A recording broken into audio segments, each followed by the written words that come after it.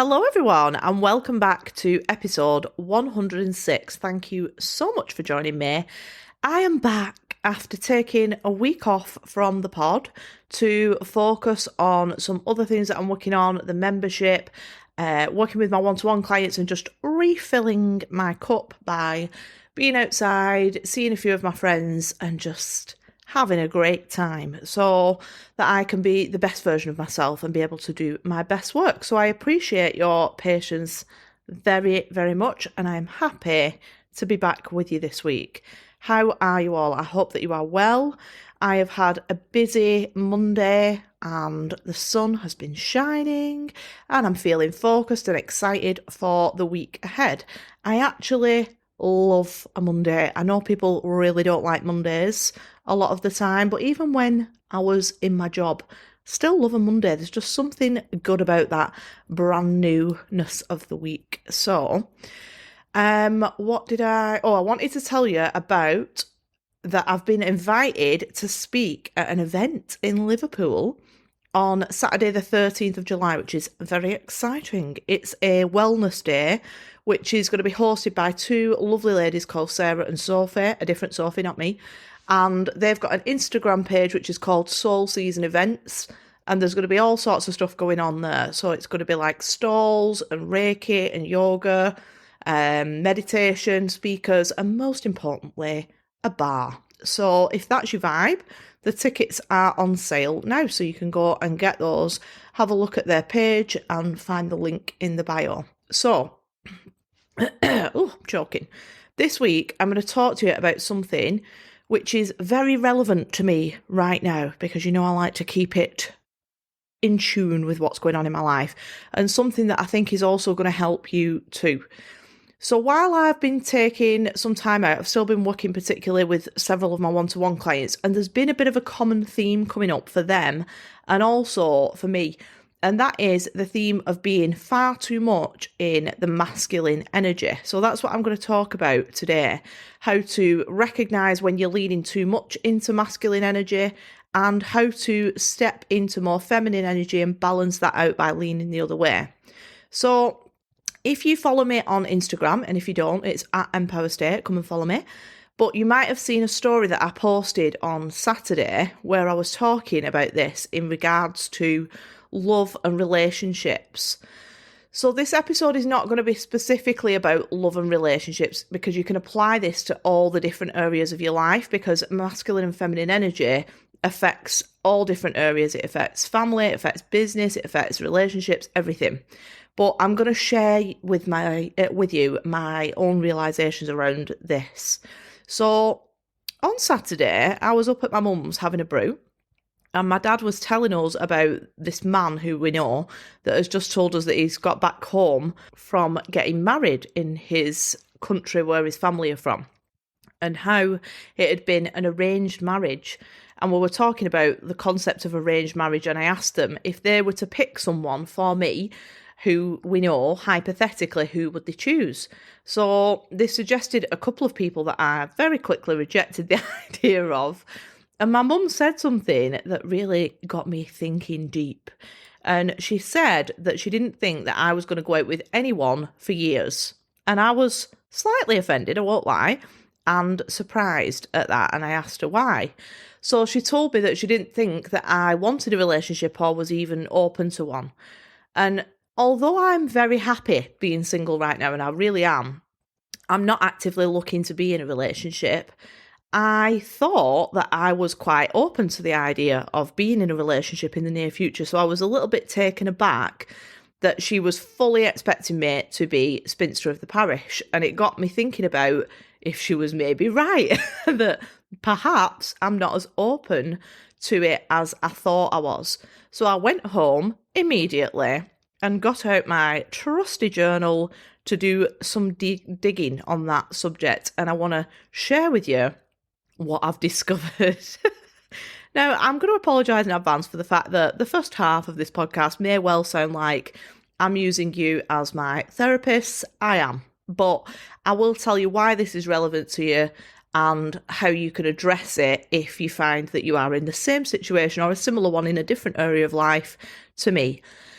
So I've been in relationships for most of my adult life. All in all, I've been with somebody, not the same somebody, but with someone for 14 years, and I'm 35. So I think that's a good chunk of my adult life. And in the past, particularly in my most recent relationship, I've felt very reliant on the man to sort everything out and do all the kind of adult things like looking after the house and paying, not actually physically, not actually paying for the bills with the money, but physically paying the bills and sorting all that stuff out. I felt very much incapable of taking care of things myself. And also, historically, I have put a huge amount of my value and my self-worth in what they thought of me in a relationship. And I would seek validation from men, and that was incredibly unhealthy.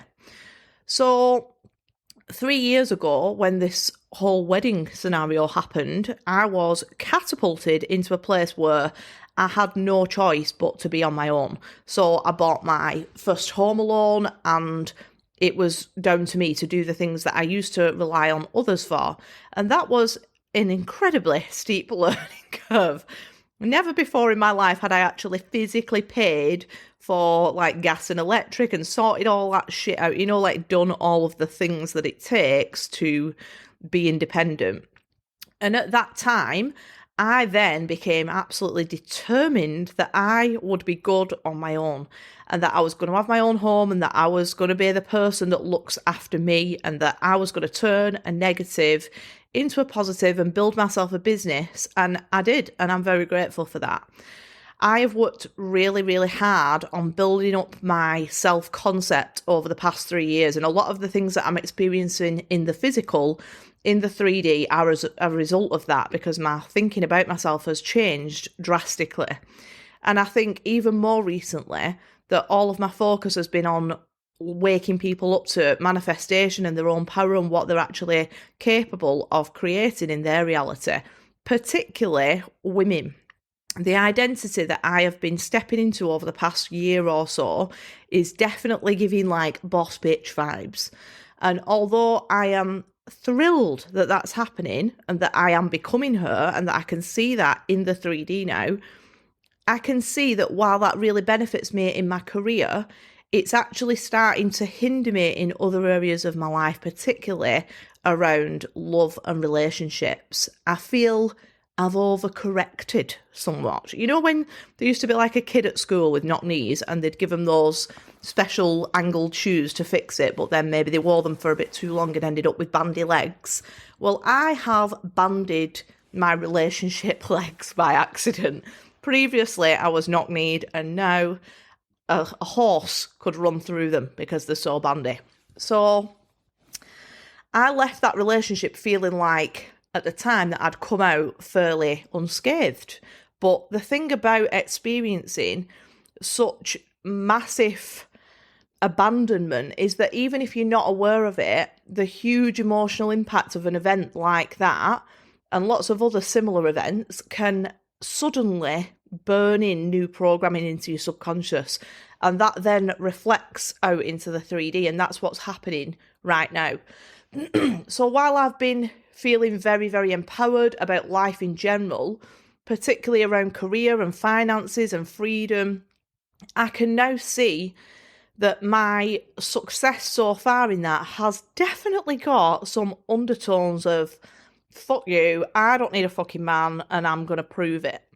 And that was not intentional, but that's definitely what's happened. And while consciously I've been thinking that I am open to a new relationship, I can see that I have leaned so far into my masculine energy in that area that I am now subconsciously giving off the message to any man that I meet that they have got absolutely nothing to offer me.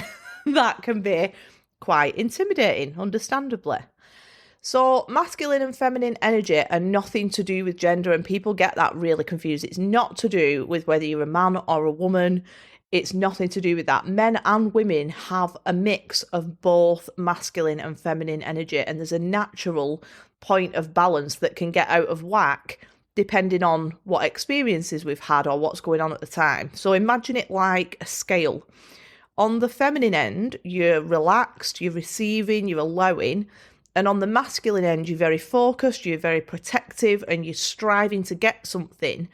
And we naturally do flow up and down that scale depending on our circumstances at the time. And we can be on different ends of the scale for different parts of our life. So you could be very much in your feminine energy around money and very much in your masculine energy around relationships, for example. You don't really ever want to be at the very end of either, because if you're too far into your feminine energy, you're likely to appear and feel quite helpless. And if you are too far into the masculine, then you can be quite controlling. You want to be floating somewhere, not necessarily straight in the middle, but somewhere around the middle so that you can easily, when you need to, lean to one of the sides when it's necessary. So when you are too far one way, it's further away to reach the other side, and it can get a little bit difficult to get there. So the way that I can see that I am too far into my masculine energy in regards to love and relationships is that, for example, I feel very comfortable in a group of lads. I enjoy the company. I get on really well with them. I'm very protective of having my own space, and I rarely let people into that space. Like, hardly anybody comes into my house. I want to be able to pay for things for myself. I want to be able to do things in the house by myself. I want to be able to fix things. Even the music that I'm drawn to is very much like boss girl vibes, and I even dress in a way that reflects my energy. And when I don't dress in that way, I feel a little bit uncomfortable now, and that's interesting because that's changed over time. So as my self-concept has got stronger and stronger, I see that reflected in the way of relationships by things like having lots of men in my DMs that are more in the feminine energy, because that's how it works. You're attracting what you can balance out. So although it's clear that the fact that I feel really good at myself is being reflected out in the 3D, they're not necessarily the type of men that I want. I'm not throwing shade on anyone there. It's just a fact. You can appreciate a good piece of art without necessarily wanting to hang it on your wall, if you're catching my drift. So when I do get in a relationship, which I assume I will at some point, I want to know that I am able to excel in my career and be financially secure and independent and be empowered, but also to be able to come home and relax more into my feminine energy and allow somebody to actually look after me a bit. And maybe, I'll throw this out there, actually want to take care of a man in a much more naturally feminine way, like, I don't know, like cooking them a meal without it making me feel that I am personally attacking myself by doing that. It's not that I have any issue attracting men, but once they're in, it becomes alarmingly obvious at the minute that I am not providing them any opportunity to add anything to my life. And naturally, that makes them feel out of balance, because whether we like it or not, men are inherently designed to provide, so they need to feel useful in order to step into that healthiest form of masculinity. And I seem to have become one of those like black widow spiders, you know, the ones that like lure the male in, mate with them, and then immediately fucking eat them because they simply have no use for them hanging around on the web. And that's not the spider that I aspire to be. It's not the basis of a healthy, long-lasting, loving relationship, is it? Let's be honest. It's being in self-preservation mode to protect anyone from getting close enough to hurt me like I've been hurt before, ever again. And as women, especially women who have been abandoned or have been rejected or whatever it is, have been through certain traumas in regards to relationships and have, because of that, been flung into the identity of somebody who then has to play both of those roles, you can see how easily that attitude towards them of whatever you can do, I can do better on my own happens. And that's where I'm at right now, and I can see that now, and I couldn't see it before. The very thought that I might need help from anyone but particularly a man right now causes an expression on my face that looks like I have just been sniffing a bottle of sour milk. And I don't want to be the spider that eats the partner alive. That's not who I want to be. So I know that I need to allow space on that masculine feminine scale for somebody who will take charge and who will make me feel safe and who will lead the way. Somebody who will let me be the biggest, fullest version of my identity, especially in my career, and not be threatened by that. But who, when I come home, will also like sit me down on the couch and say, I'm taking the bins out and I'll put oil in your car.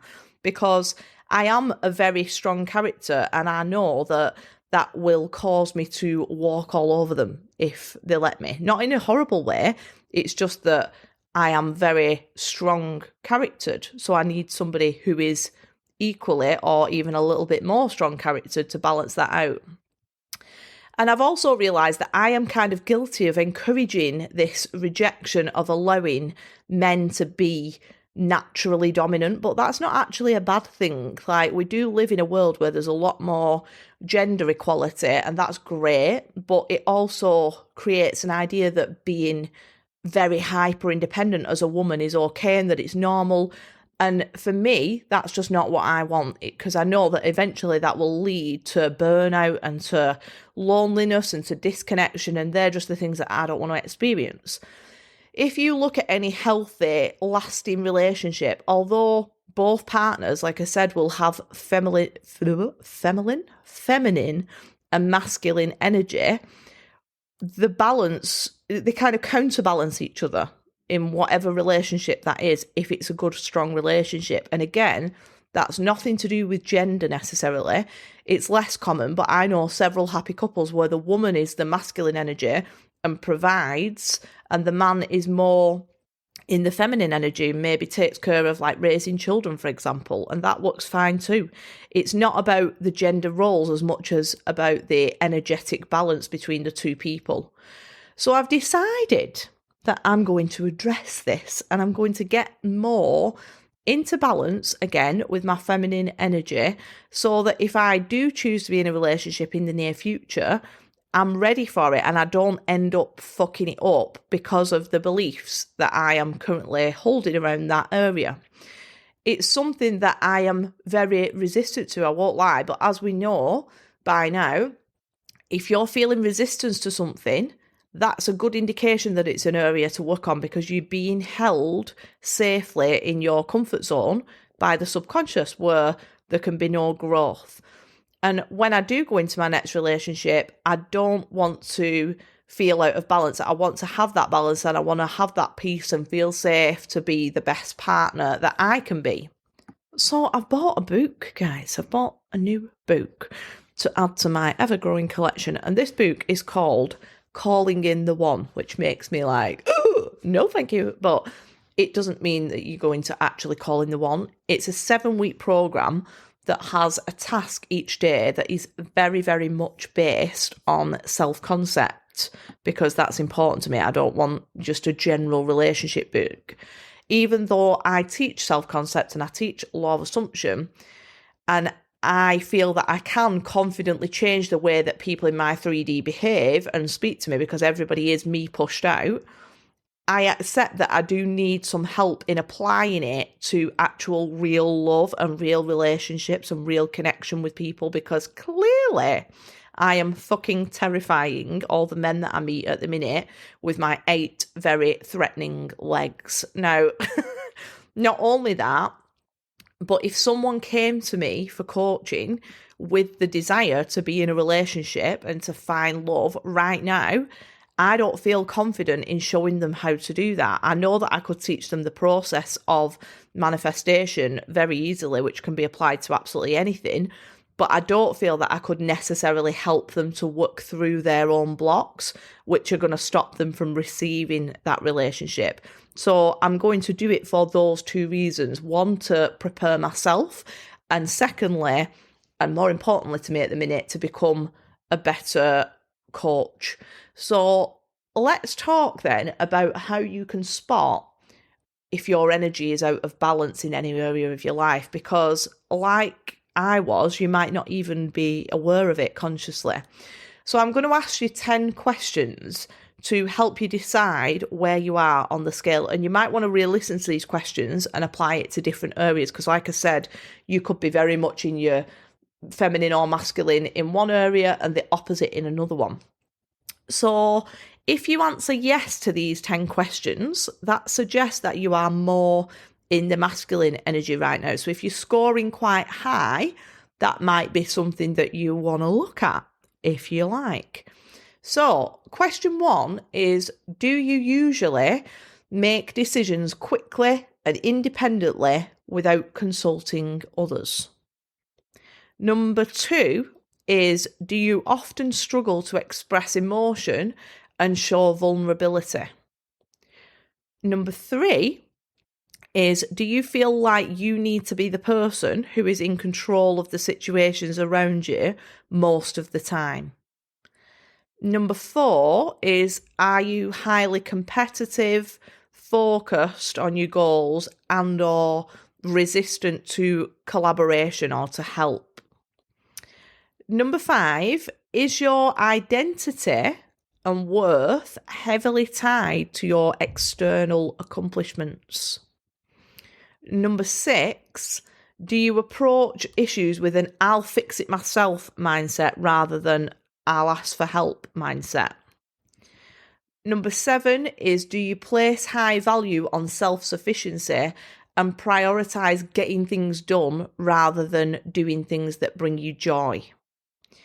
Number 8 is, do you rely more on logic and rational thinking over intuition and excitement? Number 9 is, do you find that you push people away or cut them off if you feel that they're getting close enough to potentially hurt you? And number 10, do you feel frustrated when you feel like things are not moving at the pace that you expect them to and try and take over? So there are the 10 questions. So if you answered yes in regards to a particular area of your life that you've chosen to more than half of them, let's say 7 of them, that suggests that you are a little bit more in your masculine energy, and it might work for you. I'm not saying it doesn't. I'm just saying to be aware of that. But depending on which area of life you apply these questions to will change the answer, because like I said, you'll be more masculine in some areas and more feminine in the others. But if you are answering yes to most of these questions, that suggests that you're leaning significantly more to the masculine. And it's not necessarily a bad thing, but that's what it's suggesting. And I'm more than happy to be a little bit more in the masculine energy in regards to my career right now, because I'm getting it off the ground, I'm building new things, I'm just getting started. But I'm not okay with that in relationships, because actually I want to allow somebody when it's time to come in to look after and to support me and encourage me. I don't want somebody who I have to take care of as well because I'm in my masculine energy. I want it to be balanced and stop attracting men who are either threatened by a woman who is in her power or who need a woman who is in the power to look after them instead, because that's another thing that I don't want to add to my plate. So what can you do then if you do find that you are in the same position as me and maybe you're a little bit too far into your masculine energy and you want to change that? I'm going to give you 5 ways that you can balance that back out. So the first one is that you can practice connecting to your intuition. Intuition is very much feminine energy. Some good ways that you can do this are things like meditation, journaling, any kind of spiritual practices, and through following your highest excitement in every moment. Now, your highest excitement doesn't necessarily mean it's something that's super exciting. It means which way are you pulled? So do you want to go for a walk or do you want to go for a swim? Which one excites you more in that moment? Go and do that one and trust that guidance system. The second thing that you can do is you can ask or you can allow other people to help you, whether that's asking your partner or a colleague to take a task off your hands when you're busy, or it could be letting someone do a job around the house, like maybe even hiring a cleaner or outsourcing a job that takes up a lot of your time and energy, or it could just be asking your teenage son to mow the lawn, like taking something off your plate and allowing somebody to help you in some way. The third way is that you can listen to different types of music. And if you are like me and your playlist is full of songs that are very empowering and very kind of boss bitch vibes, very much made for women, but they have some undertones of fuck off men, then you might want to consider switching it up and listening to something that's a little bit softer now and again. Maybe put a bit of Gabrielle on. Everybody loves a bit of Gabrielle. So what number are we on? 4. The fourth one is prioritizing self-care. And people often think of self-care as like having a bath or a skincare routine, and that's definitely a part of self-care. But it's also taking the time out of your busy schedule to go and do something that's for you, whether that's going to a club like of some hobby that you're interested in, whether it's reading, whether it's, I don't know, going out to get your nails done, going for a coffee on your own or with a friend.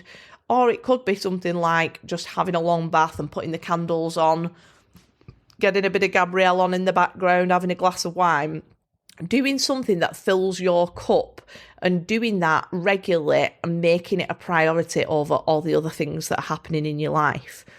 And the fifth one is to start getting comfortable accepting from others. So that could be compliments, it could be gifts, it could be dates, whatever it is. Stop rejecting it. So if somebody says, oh, I like your top, you don't say, oh, it's shit, I've had it for years, it's really cheap, and it was ripping it somewhere. You just say, thank you, that's a very nice compliment. Or if your friend wants to pay for the coffee when you go and meet up, allow her to do that. If somebody asks you, can they take you out for a meal, say, yes, thank you, that'd be lovely, or invites you round for tea. Get comfortable allowing others to give to you. So they are my 5 top ways to get into your feminine energy. Feminine energy is a lot about slowing down. When you have become too heavily in your masculine energy, and you see this a lot in women especially, but also men who run a business or have got a very busy home life, where they've got on the struggle bus, where they feel like in order to have success or in order for things to go smoothly, that they need to be hustling and grinding and sacrificing all the time. And that is just not true. It's completely safe for you to slow down. So think of the scale being a little bit like train tracks, and you're the train. If you are hurtling in one direction and you want to change directions, or you want to go to the other direction, you first have got to apply the brakes before you can head that direction. Busy isn't always productive. It's actually quite often an addiction to stress, because you've wired your subconscious to feel safer in the struggle than in resting. And you'll know if that's you, because you'll feel feelings of discomfort, feelings of guilt if you sit down and have a cup of coffee, and you'll get those thoughts where you should be doing something or you could be being more productive. So it's just something for you to be aware of where you are on that scale in the different areas of your life. So rewind this, go back and listen to those questions, maybe think about different areas of your life, and start to just think about how you can get more into your feminine energy, because actually feminine energy is receiving mode. And when it comes to manifestation, that's where we need to be most of the time, because in order for something to come into us, we have to stand still and let it come in. So I hope that you found this episode useful. Thank you so much for being my unpaid therapist. I appreciate you all so much. And if you've got a second and you've got some value out of this podcast, I would love you to go and give me a review on Apple. I will be doing the next draw at the end of July. So thank you for listening, and I will see you next week. See you later.